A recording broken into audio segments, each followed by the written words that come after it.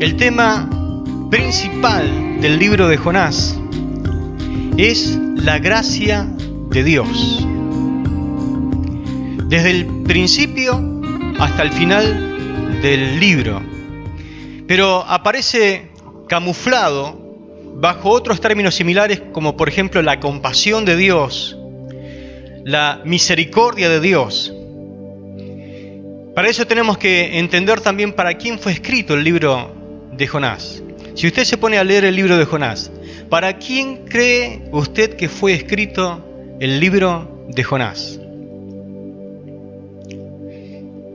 Contrariamente a lo que se cree, este libro no fue escrito para los ninivitas, para los de Nínive, sino que fue escrito para ser leído por los habitantes de Israel, el pueblo de Dios. Dios tenía una lección que enseñar a su pueblo. Solo la predicación para los ninivitas que debían arrepentirse, no sé si usted se ha puesto a mirar, porque estos días hemos recorrido mucho el libro de Jonás, ocupa medio versículo. Nada más, medio versículo. Por eso, si no entendemos esto, no vamos a comprender el propósito principal de este libro. El libro tiene cierta rareza cuando usted se pone a mirarlo, a leerlo. En los libros proféticos de la Biblia, lo importante que es la profecía. En todo libro profético lo importante es la profecía. El mensaje en sí que Dios trae a su pueblo a través del profeta, pero no el mensajero. Todo mensaje profético en sí es un acto de amor, es un acto de juicio, pero también es un acto de misericordia. Y en su mensaje, el mensaje que Dios da a un hombre para poder dar esa profecía, es como que Dios anticipa lo que va a hacer, y si el pueblo persiste en su pecado y no se arrepiente de su malo camino, es como que le va a caer lo que Dios ha preparado para ellos. En ese caso sería una catástrofe, ¿no? En el caso de este libro, lo importante en sí no es el mensaje, que dura muy poquito, sino lo que realmente importa en este libro es la persona de Jonás. La persona de Jonás. ¿Qué es lo que importa? Su respuesta, su actitud, sus pensamientos. Lo que importa es su corazón, su forma de responder, su vida. Es lo que pretende ser la lección de Dios para su pueblo, al pueblo de Israel. Por eso es importante que nosotros hagamos un escaneo rápido de la persona de Jonás. Y usted va a encontrar algunas particularidades de este hombre que en sí nos da a entender que si nosotros miramos y examinamos a esta persona, vamos a encontrar el verdadero mensaje de este libro. ¿Cómo era Jonás? Jonás era un racista. Repito, Jonás era un racista. No es que no soportaba a los hombres de color, no podemos caer en eso. Sino que era racista en cuanto que él odiaba a los asirios, a otra raza. Él los odiaba porque los conocía muy bien. Él sabía los sanguinarios que eran. Si nosotros podríamos hacer un paralelo en este tiempo más cercano, podríamos decir que más o menos era una especie de nazis. Ellos le cortaban la cabeza a sus enemigos, le cortaban las orejas, le cortaban la lengua, le sacaban los ojos, iban acumulando las cabezas, las exponían delante de sus víctimas. Era una cosa terrible, lo despellejaban. Dejaban que las personas se mueran. Era un pueblo muy sanguinario. Por eso Jonás tenía sobradas razones para no quererlo. Y él decía: Dios, si me llamaste a predicarle, no voy a predicarle. No los quiero, prefiero morir antes de ir a predicar a este pueblo sanguinario. Quiero que usted note la actitud de Jonás, ¿no? Él era egoísta. Es decir, que no le importaba nada ni nadie excepto él mismo. Él era insensible. Jamás se puso muy emocionado o sensible por lo que le iba a pasar a los ninivitas. Ni siquiera sintió un poco de lástima por lo que le iba a pasar a los marineros que iban junto con él a Tarsis. Era un insensible, era una persona incapaz de perdonar, incapaz de mostrar misericordia. Era una persona muy quejosa, hasta el cansancio. Usted sabe lo que es estar al lado de una persona que se vive quejando, ¿no? Bueno, Jonás era una persona que se quejó y se quejó, era fastidioso, era enfadadizo, se deleita del castigo porque inclusive hace como una enramada para mirar a ver si Dios de alguna forma los iba a castigar a los ninivitas, y él quería ver ese terrible espectáculo. Todo se centraba en su persona. Podríamos decir que era una persona que estaba autocentrado. Solamente era feliz cuando Dios hacía algo sobre su vida. Me interesa que cuando uno mira la persona de Jonás y dice, qué persona muy interesante, ¿no? Este individuo, Jonás. Pero también cuando hacemos una autorreferencia, porque deberíamos comparar. Si realmente queremos sacarle provecho al mensaje, deberíamos comparar a Jonás con nuestra persona. ¿Cuántos en esta noche podríamos decir, se parece mucho a mí, Jonás?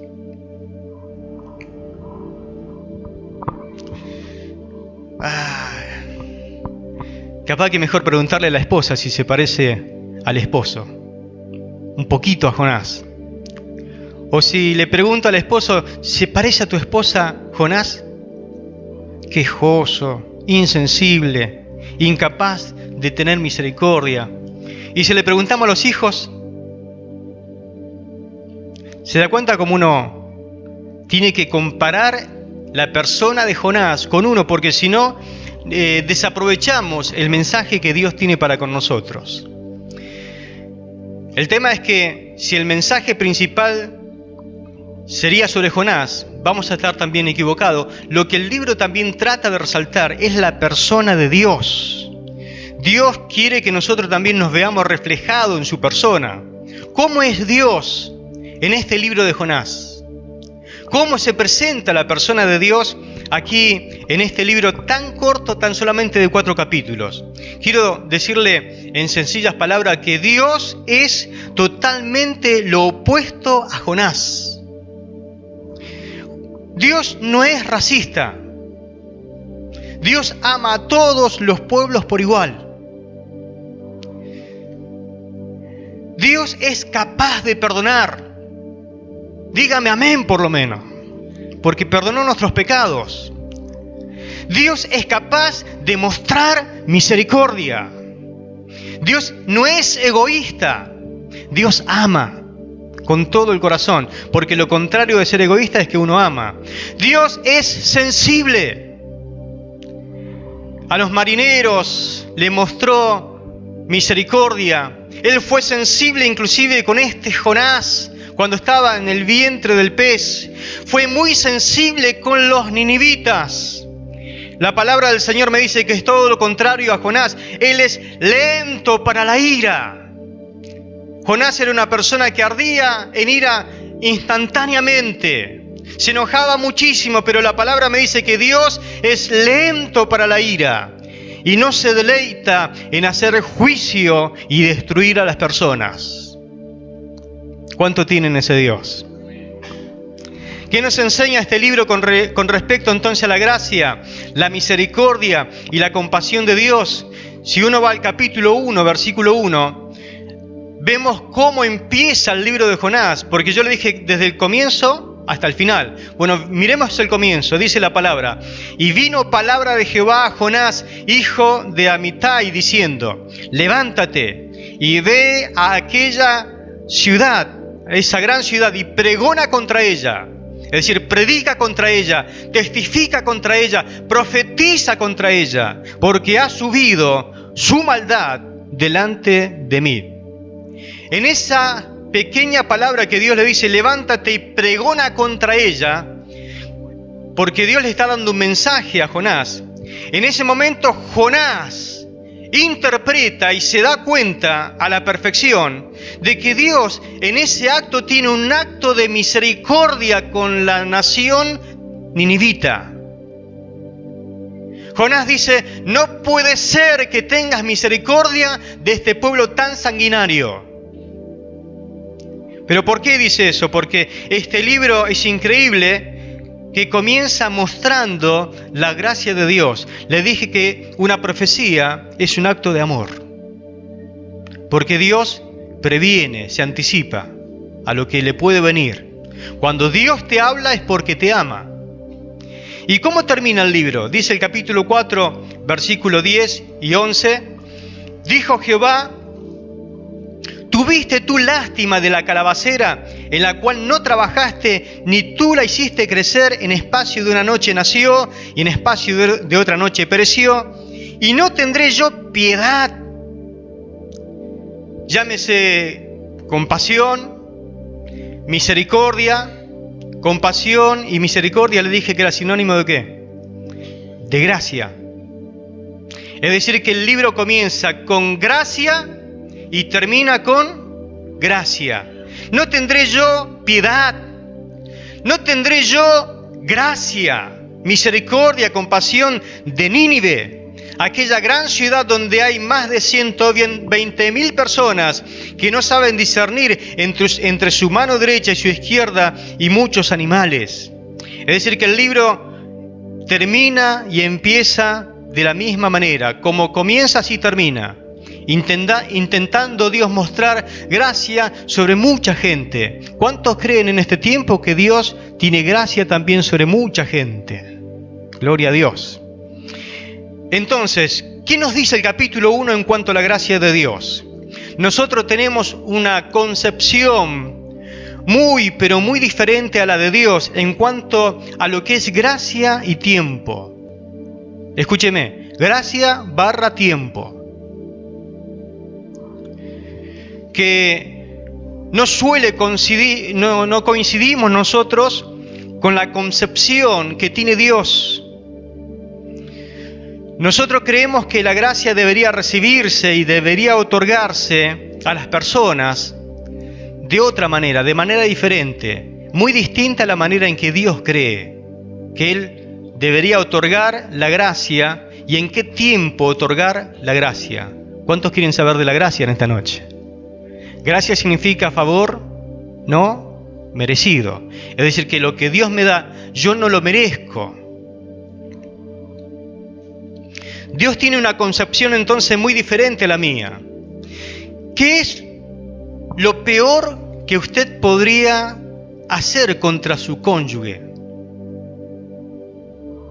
Le doy un minuto para pensarlo.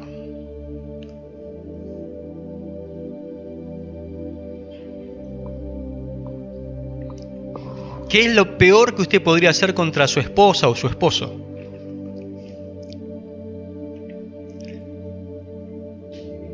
¿Qué es lo que más lo haría enardecer a la otra persona?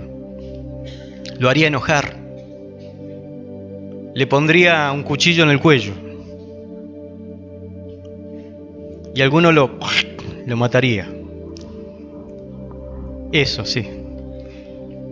Eso. Engañarlo. Serle infiel. ¿Qué pasa cuando su esposa se entera de que usted es infiel? ¿O qué pasaría si su esposo se entera de que usted es infiel? No me diga. Yo me imagino mucho. ¿Qué es lo que nosotros podríamos hacer? Lo peor que nosotros podríamos hacer contra Dios.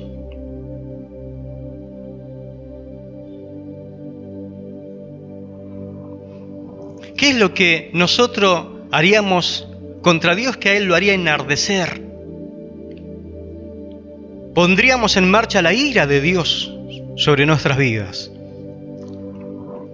Él lo estipula bien en su palabra. Si hay algo que Dios no tolera y abomina que nosotros hagamos, es caer en la idolatría. Caer en idolatría. ¿Por qué? Porque lo dice en el primer mandamiento. No te harás imagen. No la vas a adorar, no la vas a venerar, no te vas a arrodillar delante de ella, no le vas a pedir, porque ¿cómo me vas a comparar con una imagen? ¿Y cómo le llama Dios a eso? en el término espiritual.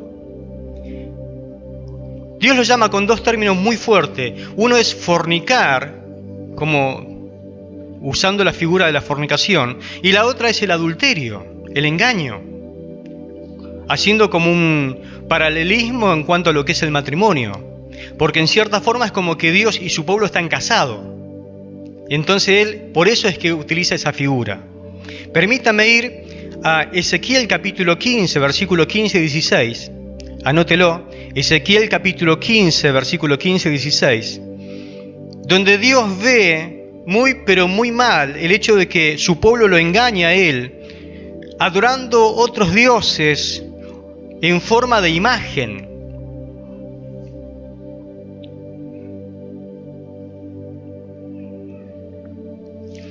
Yo sé que algunos vienen muchos de un trasfondo que no es evangélico. Pero hoy en día, ¿se adora o no se adora a imágenes? Dígame aunque sea así con la cabeza. Sí, se adora muchas imágenes. ¿Y cómo usted cree que ve Dios eso? Terriblemente, ¿no?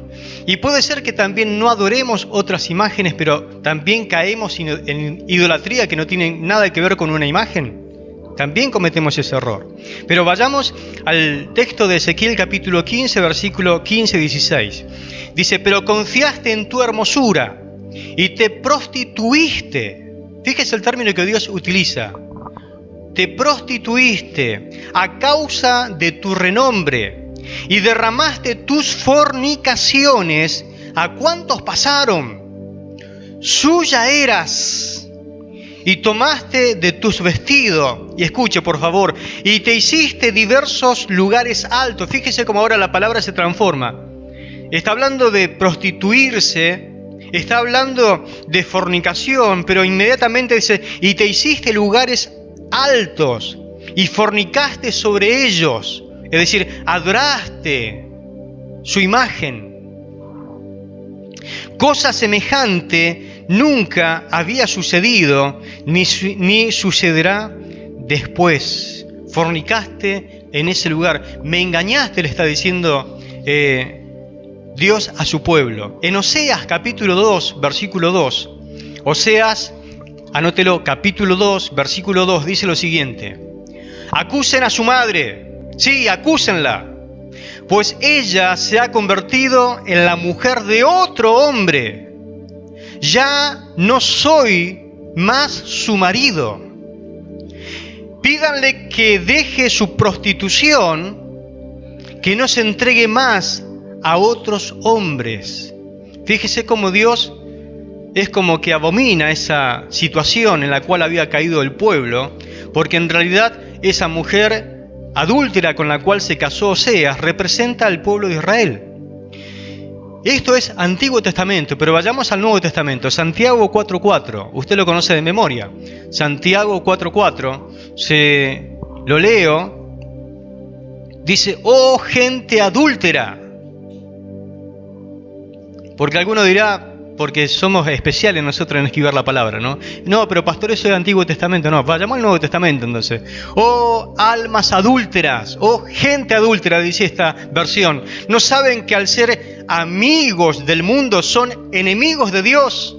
Si alguien quiere ser amigo del mundo, se vuelve enemigo de Dios. Así trata Dios a las personas que caen en la idolatría. Nuevo Testamento y Antiguo Testamento dice lo mismo. Y ahora notemos entonces algo muy fuerte que tiene que ver con el libro de Jonás. Capítulo 1, versículo 5, donde vamos a notar la gracia, porque estamos viendo el tema de la gracia que Dios tiene con esta gente, con los marineros. Dice el capítulo 1, versículo 5. Y los marineros tuvieron miedo. Claro, se había levantado una gran tempestad. Dios causó una gran tempestad para hacer de que la gente tome una decisión con relación a Jonás. Dice, y cada uno clamaba a su Dios, con minúscula. Y cada uno clamaba a su Dios. ¿Cómo ve Dios a las personas que claman a sus dioses? Abominación, fornicación, prostitución, adulterio espiritual. Dios le da asco a esa situación cuando la gente clama a su Dios y lo dejan a un lado a Él. Lo peor que la gente le podría hacer a Dios, se lo estaban haciendo estos marineros. A Dios.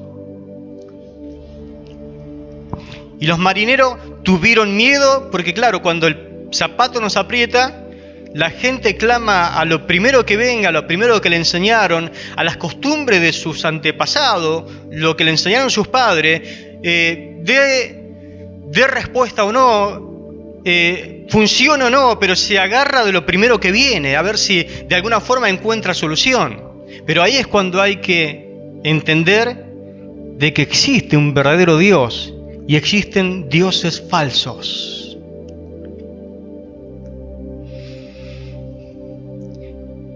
Estos marineros estaban cometiendo entonces adulterio frente a Dios, lo están engañando. Así que vayamos al capítulo 14 a ver lo que pasa. ¿Cuánto tiempo podría haber pasado del versículo 5 al versículo 14? ¿5 minutos? ¿10 minutos? ¿Media hora? ¿Qué sé yo? Máximo una hora, no creo, pero habrán pasado unos minutos. Dice el versículo 14, entonces clamaron a Jehová y dijeron, te rogamos ahora, Jehová, que no perezcamos nosotros por la vida de este hombre, ni pongas sobre nosotros la sangre inocente, porque tú, Jehová, has hecho como has querido. Gloria a Dios. Diga gloria a Dios. ¿Qué pasó con estos marineros? Se convirtieron a Dios. Dijeron, estos dioses lo tiraron todo al mar, lo sacaron de su presencia. Cuando Jonás dijo, todo esto lo que nos está pasando es culpa mía, yo soy un profeta de Dios, soy un desobediente, si me tiran al mar se va a calmar la tempestad seguramente, Dios va a tener misericordia, de seguro, lo sé porque yo soy el culpable de esta situación, así que tiren, y los muchachos no querían tirarlo al mar a Jonás, así que oran a Dios, le dice, clamaron a Jehová, Dios, te rogamos ahora que no perezcamos por causa de este hombre desobediente. Nosotros somos inocentes. Lo vamos a tirar al mar, pero su sangre no sea sobre nosotros. No querían pecar contra Dios, inclusive de esa forma. Ahora, ¿cómo responde entonces Dios a estas personas que hacía unos minutos que eran adúlteros espiritualmente? Después que lo habían engañado con otros dioses. Dice la palabra, y tomaron a Jonás y lo echaron al mar. ¿Cómo responde Dios? ¿Qué hace Dios con estos marineros? Y el mar se aquietó de su furor. ¿Qué tuvo Dios con estos marineros? Compasión. Tuvo piedad. Fue misericordioso. Así que tuvo con ellos gracia. Favor no merecido. Pero como se volvieron a Él con todo el corazón y vieron que no les quedaba otro, Dios le otorga gracia en un lapso de ¿cuánto tiempo? Poquito tiempo. Pero lo importante para Dios es que ellos se volvieron a Él. Así que Él tuvo misericordia, tuvo gracia. ¿Por qué? Porque Dios responde cuando alguien se arrepiente con gracia. Y claro, imagínense, la mayoría de ellos adoraban a cualquier clase de dios. Imagínense, algunos habrán pedido al dios Zeus, al dios Júpiter, al dios Mercurio. Y cada uno de esos dioses, si no hallaban gracia ante ellos, seguramente le mandaba un rayo, que se parta la nave y un montón de calamidades. Pero este Dios es un Dios de gracia, de misericordia. No respondió como ninguno de esos dioses, pero inmediatamente cuando le pidieron misericordia y le clamaron por perdón, Dios cambia de parecer porque lo invocan, se ve que están arrepentidos y Dios lo perdona con todo el corazón, tiene compasión, tiene misericordia, tiene gracia. Cuán rápido Dios lo perdonó. Pero cuando nosotros pecamos, cuando nosotros estamos mal, ¿cuán rápido también somos de volver a Dios o nos cuesta volver a Dios? ¿Qué concepto tienes de Dios? Porque esa es la cuestión. Cuando nosotros se nos metió en la cabeza o alguien nos dijo, mirá que Dios ahora sí, ahora te va a castigar, ahora que pecaste contra Él, le fallaste a Dios, ahora Dios te va a eliminar porque eso es lo que Dios está esperando. Yo recuerdo cuando era chico, había leído un libro acerca de Dios, un libro, no era, era como un atlas, una especie de esos libros grandote, ilustrado, y lo mostraban a Dios con el ceño fruncido, con cara de malo, en una computadora contabilizando todos los pecados de la humanidad, y lo mostraban a Dios con un látigo grandote, dispuesto a castigar y a darle por la espalda a aquellos que pecaban contra Él. Ese no es nuestro Dios. Dios es misericordioso, clemente, lento para la ira y grande en misericordia. ¿Cuánto tiene ese Dios? ¿Qué clase de Dios tiene? ¿Cuál es la imagen que tenés de Dios? ¿Tienes un Dios que reconoces que has pecado y que sabe que mereces ser juzgado, porque todo pecado tiene sus consecuencias, mereces ser condenado, pero al momento de volverte a Él, reconociendo tu error, Dios se duele de lo que iría a ser tu castigo, y como es amplio en perdonar, Dios te otorga lo que nadie en esta vida, ni siquiera a veces tus parientes, te quieren dar ni ofrecer. Dios te ofrece gracia y te otorga misericordia y te perdona y te trata con compasión, recibiéndote nuevamente en sus brazos. Vuelve en esta noche a Dios y Él será amplio en perdonarte. El Salmo 103, versículo 1 y 4, yo me gozaba en este pasaje hoy porque digo, me hace acordar tanto al Salmo 103, que te lo voy a leer en otra versión para que tenga más sentido. Quizás hay veces que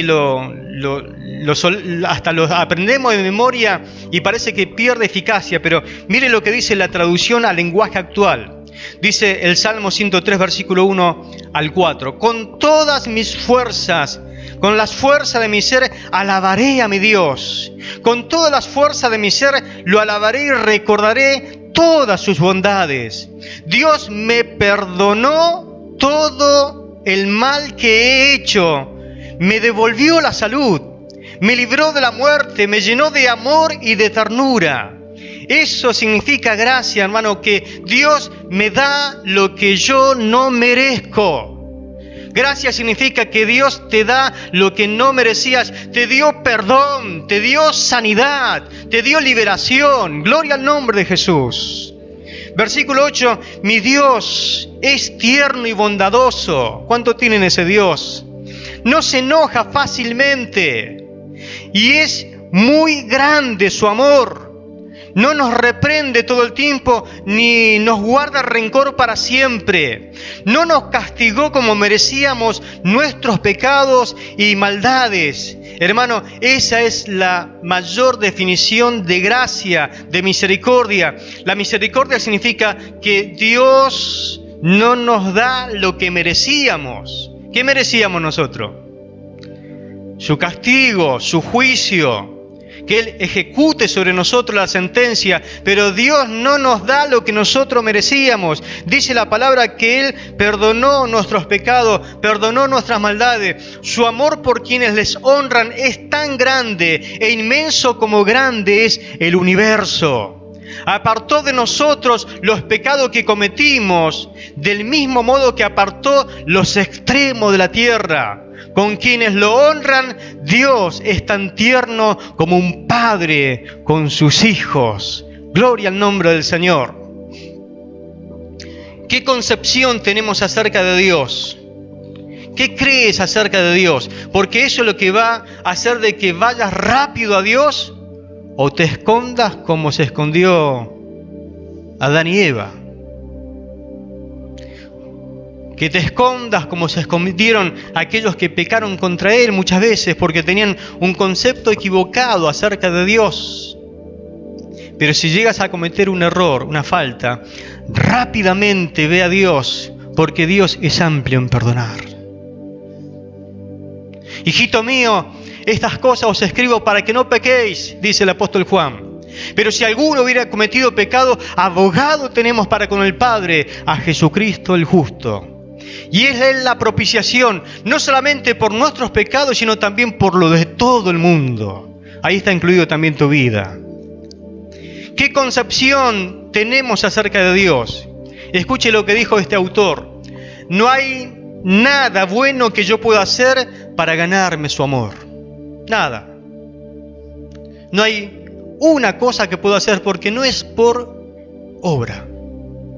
Ahora, tampoco no hay nada que puedas hacer para perderlo. No hay ninguna obra que puedas cometer, por más mala que sea, que pueda hacer de que Dios deje de amarte y tener misericordia de tu vida. Gloria al nombre de Jesús. Ese es nuestro Dios. Ese es el Dios de gracia.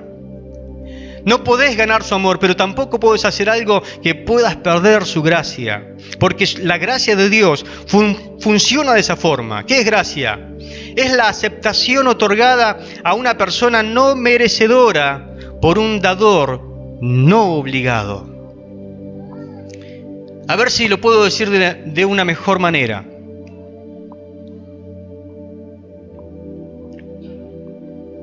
Una de las tres quizá le queda mejor. Anoté 3 formas de decir esto. Dios te ama independientemente si lo merezcas o no. Gloria a Dios.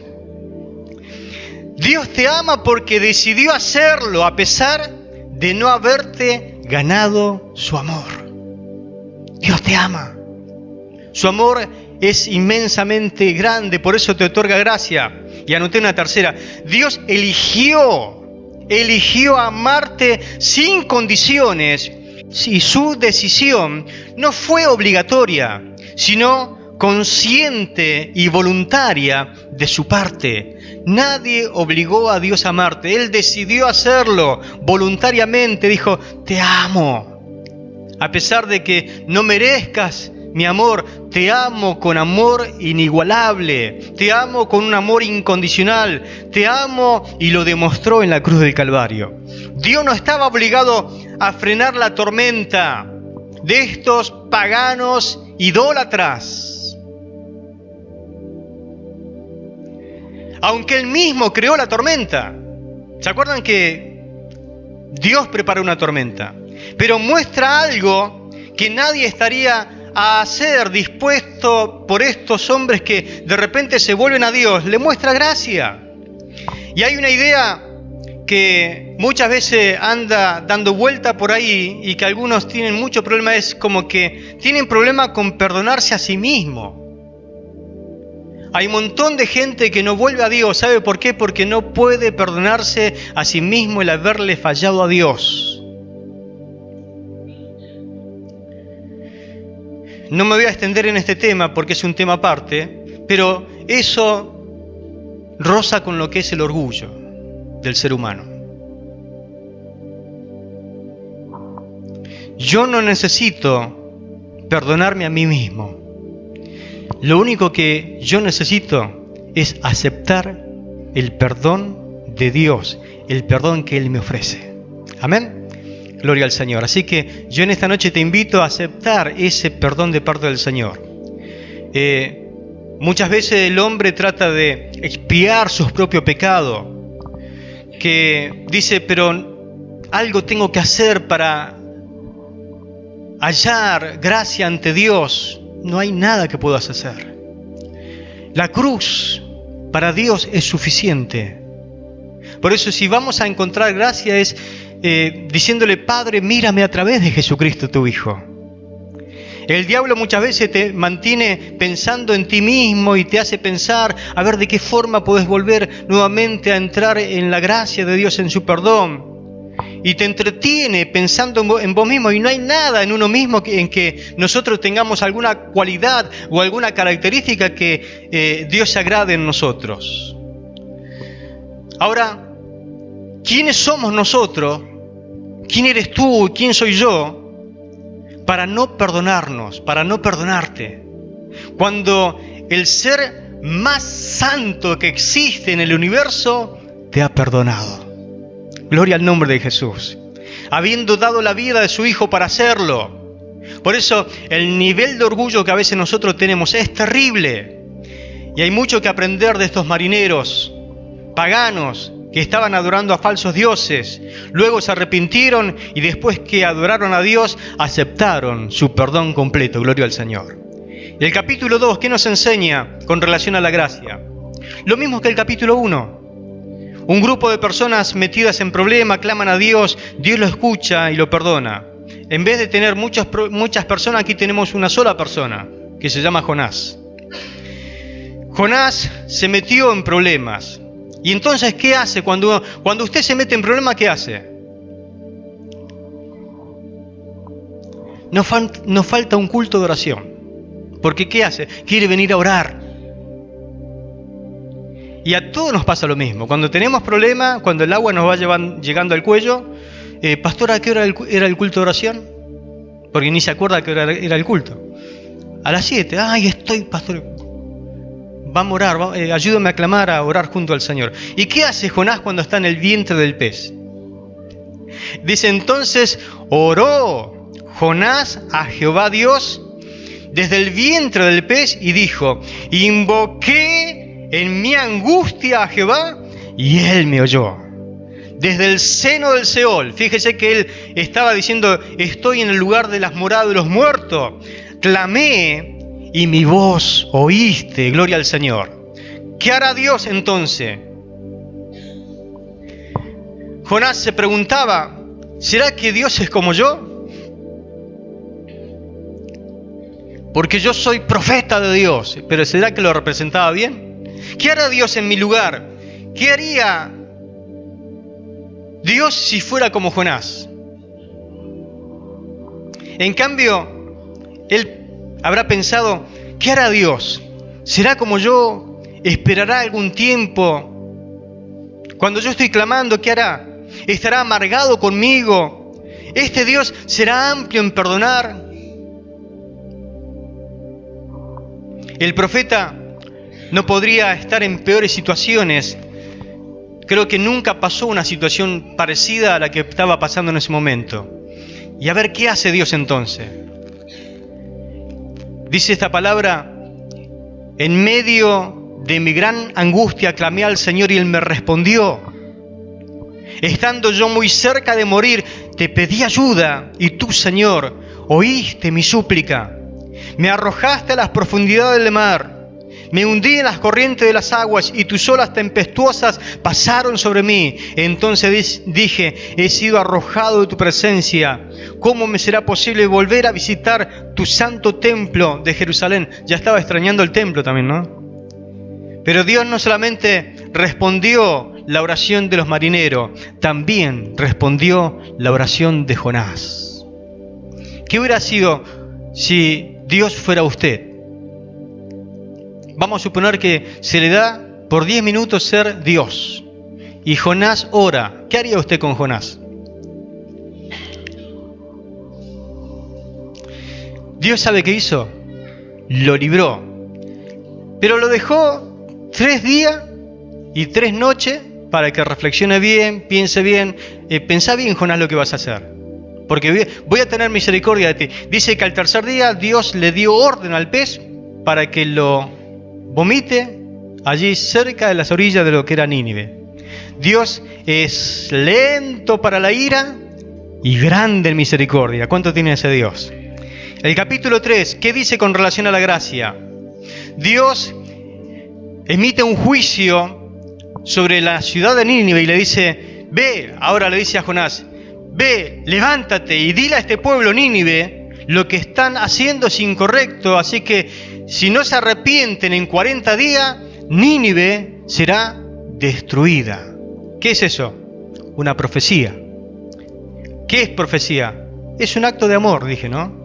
Para nuestra cultura hoy, que alguien nos juzgue por lo que estamos haciendo, pareciera que es incompatible pensar que lo que es juicio y amor van juntos. Porque ¿qué dice la cultura de hoy? Juzgar cuando uno juzga alguna situación o la conducta o la vida de una persona, entonces no me ama esa persona. La gente de hoy no puede unir los dos términos, amor y juicio. Si me juzgás es porque no me amás. Y porque me amás, entonces no me juzgás. Pero Dios no es como nuestra cultura. Lo que menos se parece a esta cultura es a Dios. ¿Qué dice la Biblia? Lo opuesto al juicio. ¿Qué es lo opuesto al juicio? Lo opuesto al juicio no es amor. ¿Y lo opuesto al amor qué es? La indiferencia. La indiferencia. Solamente le digo esto, imagínese si Dios fuera indiferente con nosotros. Pero Dios no es indiferente a nosotros. Dios nos ama con amor eterno. Imagínate esta escena. Estás en quinto año de la escuela secundaria. Para algunos hace poquito, para algunos hace ya más de un siglo. Es decir, el siglo pasado estuvo en quinto año. El siglo pasado estuve en quinto año. Y veo cómo son los de quinto año. Los ven a los más chiquitos como unos pichones, ¿no? Que recién van empezando. Usted está en quinto año, pasa por el patio de la escuela y 6 chicos le están haciendo bullying a uno. ¿Y qué hace usted? Me imagino que ha visto esta escena, pero centenares de veces.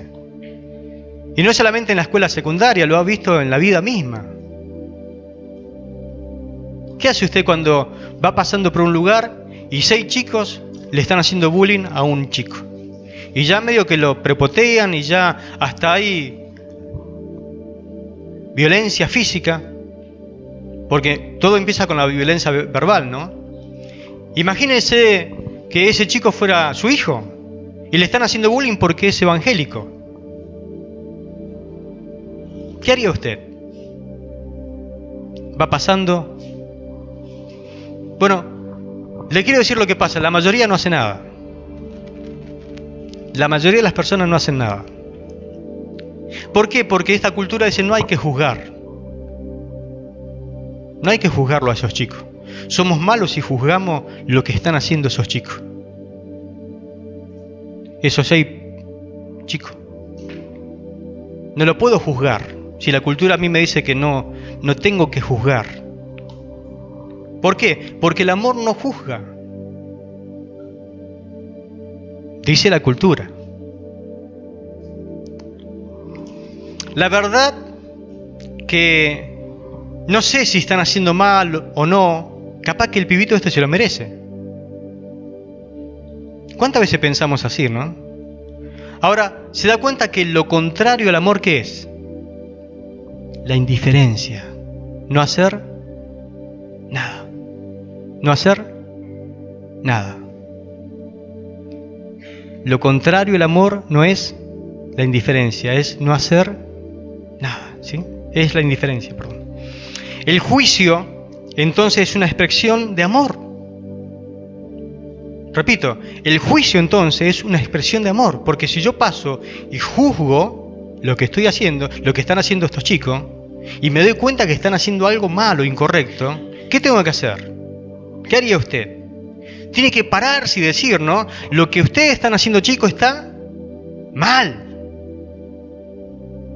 Es incorrecto lo que están haciendo. Ni para ustedes sé y esto es bueno, ni para nadie. Y menos para mi ciudad, y menos para mi nación. Yo no quiero que esto pase en mi ciudad, en mi escuela. No podemos criar unos monstruos. Se da cuenta que si usted no juzga la situación, nunca actuaría. Entonces, juzgar tiene que ver con amar. Por eso cuando Dios le dice a Jonás, levántate, Jonás, y pregona contra aquella ciudad, porque yo he juzgado y me doy cuenta que van a ir por mal camino, le va a ir muy mal. Así que Dios está expresando su amor para con esta ciudad. Entonces el juicio es una forma de expresar amor. Ve y proclama, le dice. Y claro, cuando escuchan el mensaje, imagínense los ciudadanos de Nínive, y la verdad que hicimos mal nosotros. No somos unos santitos. La verdad que si nuestra maldad llegó a la presencia de Dios, nos damos cuenta que hicimos muchas cosas malas. Somos peores que todas las naciones de este mundo y habrán comenzado a recapacitar. Y le quiero decir esto por palabra de Dios porque la Biblia lo dice. Dice el capítulo 3, versículo 6. Llegó la noticia, dice, hasta el rey de Nínive. Y se levantó de su silla. Escuche, el mensaje de Jonás hizo que el rey se levantara de su trono. Y se despojó de su vestido. Y se cubrió de cilicio y se sentó sobre ceniza. Ese es el acto más grande de arrepentimiento que una persona podía hacer en la antigüedad. Vestirse de cilicio y sentarse sobre ceniza. Dice, e hizo pregonar y anunciar en Nínive por mandato del rey, es decir, hizo un decreto, y de grandes diciendo, hombres y animales, bueyes y ovejas, no gusten cosa alguna, no se les dé alimento ni beban agua. ¿Ayuno? Total. Sino cúbranse de cilicio hombres y animales y clamen a Dios fuertemente y conviértanse cada uno de su mal camino, de la rapiña que hay en sus manos. ¿Quién sabe? ¿Quién sabe si se volverá y se arrepentirá Dios y se apartará del ardor de su ira y no pereceremos? Gloria al nombre de Jesús. Le llegó el mensaje. ¿Sabe que recibió esta ciudad? El impacto del amor de Dios. Cuando Dios ve que los ninivitas aceptaron como un juicio verdadero el que Él hizo sobre ellos, y a continuación se arrepintieron mostrando exteriormente un cambio de actitud, Dios reacciona ¿con qué? Con gracia. Porque nuestro Dios es un Dios de gracia, dándole lo que ellos no merecían: clemencia, piedad, misericordia. Hoy, cuando quieres volverte a Dios, Dios no se tapa los ojos haciéndose como que Él no vio nada, todo lo que hiciste. Dios sabe y está consciente de todos los pecados que cometiste. Lo sabe, Él sabe todo. Él es consciente de lo que hiciste y Él mismo expió tus pecados a través de su Hijo Jesucristo muriendo en tu lugar. Y Él te recibe hoy con los brazos abiertos. Cuando Él te recibe, te pega un abrazo, cosa que vos sientas el amor fuerte y grande que Él te tiene. Recibió con los brazos abiertos a los marineros, recibió con los brazos abiertos a Jonás, que estaba en el vientre del pez, y ahora recibe con un abrazo bien fuerte a los ninivitas, porque Él es un Dios de gracia. ¿Por qué Dios demostró tanta gracia a esta ciudad tan malvada? Porque Dios es así. ¿Cuántos tienen un Dios así? Porque algunos no lo tienen así, tienen miedo de Dios. Creen que si vienen, Dios lo va a consumir, le va a mandar un juicio. Pero mi Dios es un Dios de gracia. Mi hermano, Dios salvó a Pablo. ¿Quién era Pablo? Saulo de Tarso. ¿Y quién era Saulo de Tarso? El hombre más cruel que había en el tiempo de Hechos de los Apóstoles. Piensen en una persona cruel ahora. El más impío, la persona más repulsiva en este tiempo en la ciudad. Y era muy reconocido, él era muy popular. Bueno, a ese Dios lo visitó y lo salvó. Se le apareció en forma sobrenatural. Dice la Biblia que Pablo mismo escribe esto. Permítame que se lo lea porque el que lo vivió lo expresa de la mejor manera, ¿no? Dice en 1 Timoteo capítulo 1, versículo 15, lo siguiente. palabra fiel y digna de ser recibida por todos. Pablo dice, lo que yo estoy diciendo es palabra fiel. Poned la firma que es así. Palabra fiel y digna de ser recibida por todos. ¿Qué cosa? Que Cristo Jesús vino al mundo para salvar a los pecadores, de los cuales yo soy el primero. Yo soy el primero. Por esto fui recibido a misericordia. ¿Qué tuvo Dios de Nínive? Misericordia. Para que Jesucristo mostrase en mí el primero toda su clemencia. Clemencia es gracia, es misericordia. Coma, para ejemplo. ¿Para qué hizo Dios eso? Para ejemplo. Hermanos, si Dios salvó a los ninivitas y lo perdonó, va a salvar a tu pariente, a tu vecino, a tu compañero de trabajo, a ese que siempre anda en chisme, al peor que vos conocés. Dios lo puede salvar, porque si salvó a Pablo, lo transformó y lo perdonó y lo convirtió, esa persona ni tiene con qué parecerse al apóstol Pablo. Dice, él hizo esto para ejemplo de los que habrían de creer en él para vida eterna. Está diciendo, hermano, si él me salvó a mí, puede salvar a cualquiera. Por tanto, al Rey de los siglos, inmortal, invisible, al único y sabio Dios, sea honra, honor, por los siglos de los siglos. Amén. Gloria al nombre de Jesús. El Dios que salva al peor de los pecadores también puede salvar a la peor de las ciudades. ¿Conoce una ciudad peor? Dios puede visitarla y Dios puede salvarla. Si Dios salvó a Nínive, Dios puede salvar esta ciudad. Dios puede salvar a Rosario. Dios puede salvar a Buenos Aires. Dios puede salvar a Córdoba. Dios puede salvar a cualquier provincia, a cualquier capital. Para Dios nada es imposible. Lo cuarto y lo último, ¿qué nos enseña Dios en el capítulo 4 con relación a la gracia? Dios responde con gracia salvando a Nínive. Ahora, ¿cómo reacciona Jonás? ¿Cómo reaccionaría usted? ¿Qué es más bueno que Jonás? Veo algunos caritas. ¿Cómo reacciona Jonás? ¿Sabe cómo reacciona? Enojado. Se enoja. Y cita textualmente un versículo, porque lo que él dice a continuación, lo dice con conocimiento teológico acerca de Dios. ¿Qué es lo que menciona Jonás? Éxodo capítulo 34, versículo 6. Es muy interesante esto. Dice ese versículo, y pasando Jehová por delante de él, es decir, delante de Moisés, proclamó, Jehová, Jehová, fuerte y misericordioso, piadoso, tardo para la ira y grande en misericordia y en verdad. Gloria al nombre de Jesús. ¿Saben esas palabras cuando fue dicha? Cuando Dios lo esconde a Moisés en un agujero de una peña, porque Moisés quería ver a Dios.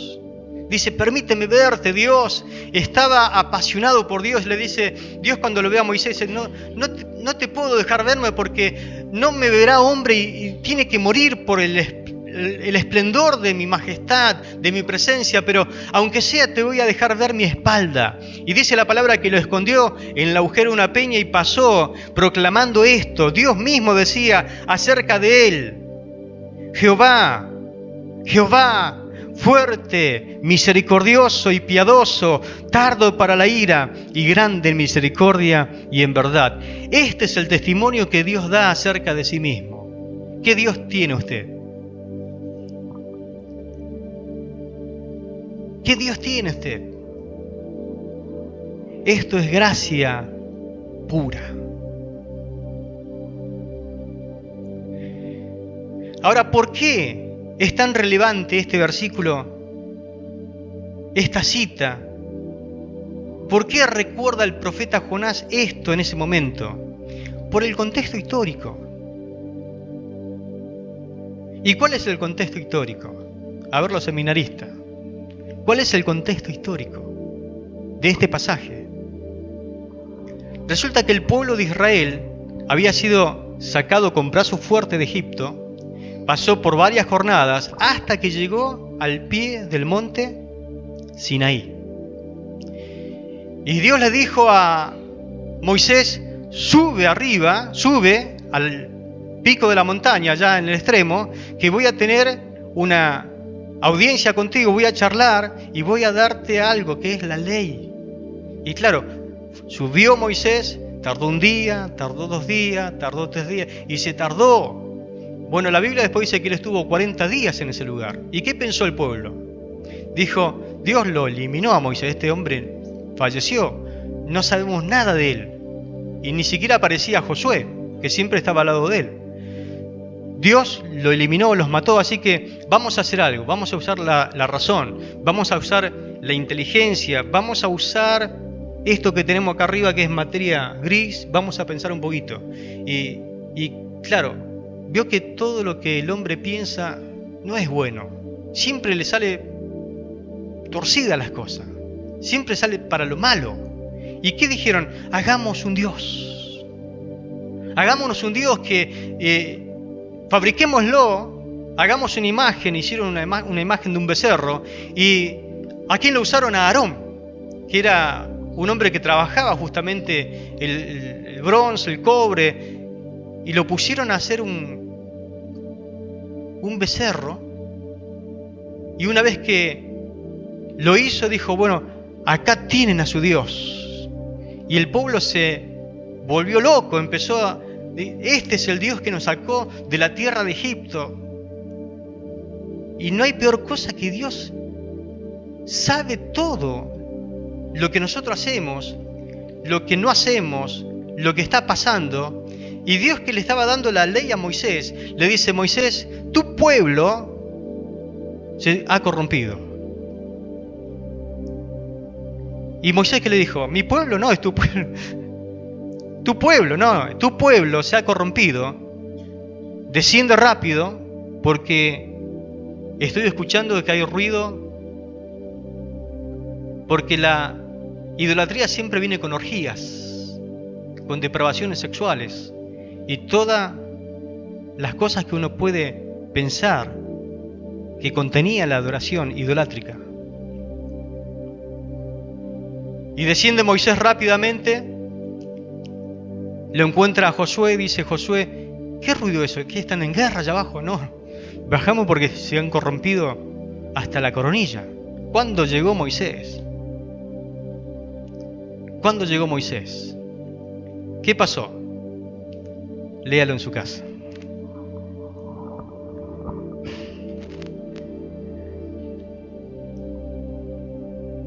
Dios tuvo misericordia por la oración que Moisés hizo. ¿Y qué dijo Dios? Tendré misericordia de aquellos que se arrepientan y se conviertan a mí. Dios es amplio en perdonar. Claro que hubo consecuencias. Y con la ley que bajaba Moisés, escrita por el dedo de Dios, Moisés la hizo 20.000 añicos a esa piedra. Le hizo beber piedra a la gente. Los hizo tomar una decisión. Le dijo Dios a Moisés: Moisés, te necesito arriba porque hay que escribir de vuelta la ley. Así que 40 días de vuelta en ayuno allá arriba. Pero esta vez yo no te hago la tabla, hacela vos. Así que se tuvo que hacer una tabla, alisarla en un día. De vuelta para arriba. Pero Dios tuvo compasión de aquellos que se arrepintieron. Dios los perdonó. En un momento, ¿sabe qué dijo Dios? Moisés, vení, apartate para acá, y de vos voy a hacer un pueblo, ya que vos sos obediente y me amás, y a esto los voy a consumir todo.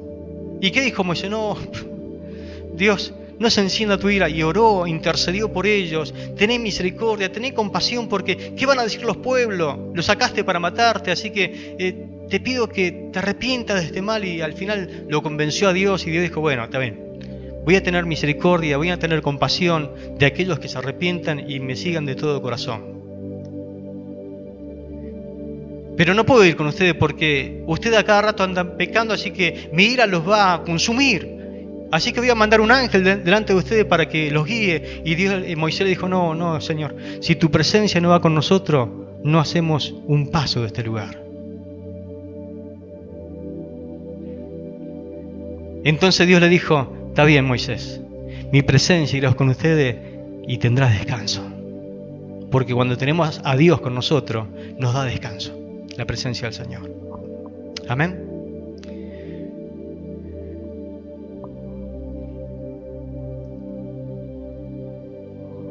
Dijimos hoy que el peor pecado que uno pueda cometer contra Dios, ¿qué era? La idolatría, ¿no?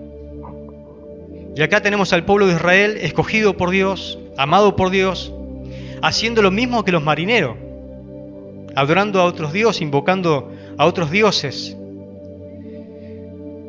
Es decir, que si Dios no fuera misericordioso, ¿qué hubiera pasado? El pueblo de Dios no existiría más. Dios lo hubiera fulminado, pero Dios es misericordioso. ¿Y qué pasaría con Jonás? Jonás ni existiría. Porque si el pueblo de Dios hubiera sido exterminado, Jonás ni aparecía en ese lugar. Lo que cobra un valor fundamental para Jonás, pensando que si Dios no hubiera tenido misericordia, este pueblo estaría fulminado. Ni yo existiría, pero Él es misericordioso. Ahora, tampoco usted ni yo existiríamos si Dios no fuera misericordioso. ¿Cuántos están de acuerdo conmigo? ¿Qué pasaría si yo tratara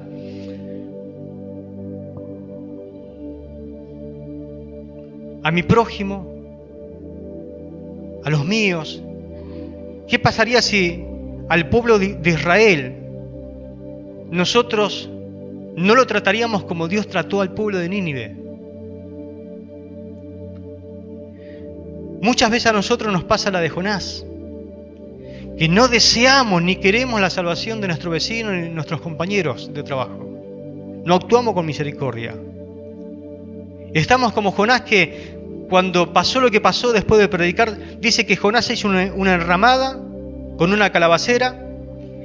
Pasó un día feliz porque dice, por fin tuve una bendición y esto me protegió del calor.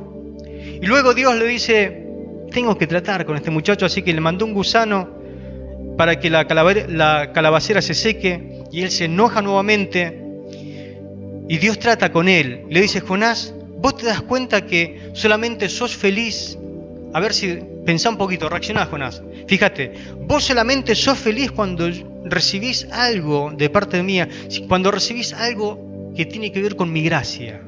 Porque en realidad vos no merecés esto, pero yo de pura gracia te hice nacer una calabacera y sos feliz.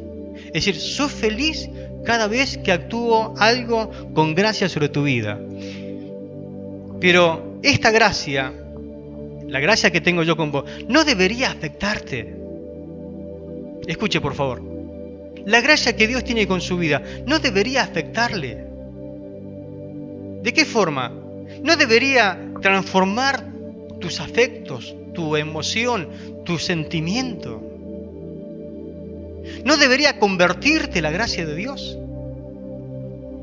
¿No debería afectar tu trato hacia los demás la gracia de Dios? ¿No debería mover tu corazón para otorgar gracia a otros? Pero a veces como Jonás queremos solamente la gracia para nosotros y estamos contentos cuando Dios nos bendice. Cuando Dios nos alivia de un dolor de cabeza y estamos recontentos como si Dios hubiera hecho una maravilla. Yo tengo amor incondicional por ti, te dice Dios. ¿Tú eres capaz de tener amor incondicional hacia los demás, hacia ellos? Dios dice, yo sí puedo tener amor incondicional por ellos. ¿Y vos? Porque vos tenés que representarme.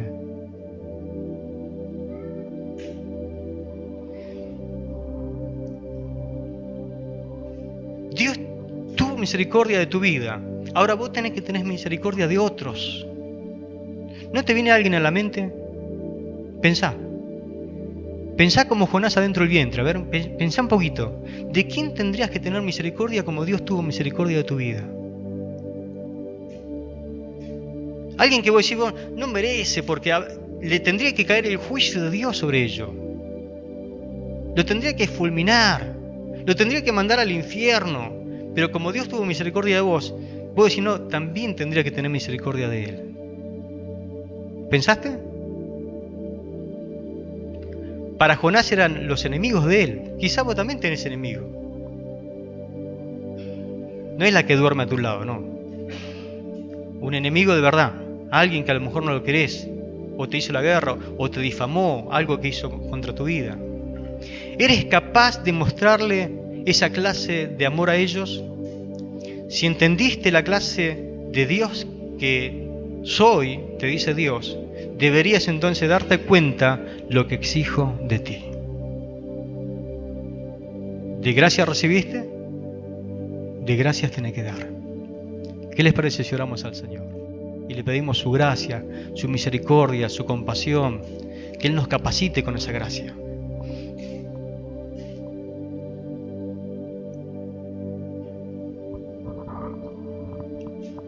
Oremos, hermano.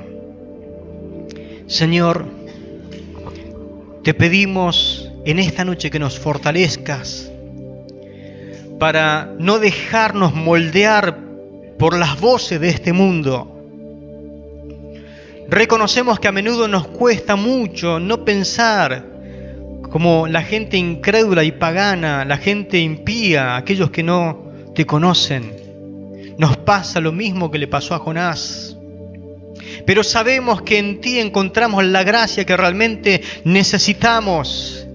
Anhelamos conocerte más profundamente, Señor, y disfrutar de tu presencia y atesorar todo lo que eres para nosotros. Hoy entendimos que cada vez que peguemos la vuelta, Señor, siempre vamos a encontrar esperándonos esos brazos de amor que nos van a dar la bienvenida,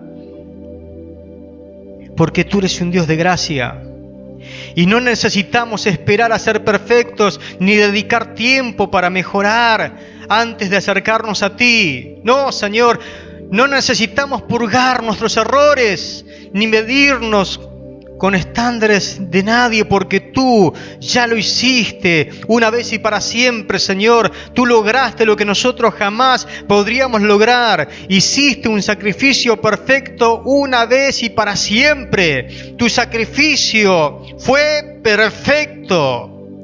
Ayúdanos a vivir bajo la luz de esta verdad transformadora, Señor. Renueva nuestra mente y nuestro corazón en el poderoso nombre de Jesús, y que tu palabra en esta hora cale profundo en nuestra vida, en nuestro espíritu, en el nombre de Jesús. En el nombre de Jesús, en esta noche experimenta el gran amor de Dios, experimenta su gracia, porque Él te ha traído para que experimente la compasión y la misericordia que ha tenido por ti. Y no quiero dejar este lugar sin hacer un llamado, porque si Dios te ha traído para hablarte personalmente. Y quiero dejar este lugar como un altar sobre el cual tú puedas rendir tu vida nuevamente a Dios. ¿Cuánto más vas a tardar en volver a Dios? Sabiendo que Dios es un Dios misericordioso, lento para la ira y grande en misericordia en verdad. Que se duele del castigo, pero si seguís en esa dirección, si persistís en pecar, el juicio caerá sobre tu vida, pero Dios ha tenido misericordia de tu vida y Él te quiere bañar con su gracia. En esta noche aprovecha la gracia del Señor, vuélvete a Él. Sus brazos en esta noche están extendidos para abrazarte nuevamente y recibirte nuevamente en su seno, como hijo, como hija de Dios. Vuelve a Dios en esta noche. Vuélvete a Dios con todo tu corazón y Él te recibirá. Él te va a recibir nuevamente, porque Dios es amplio.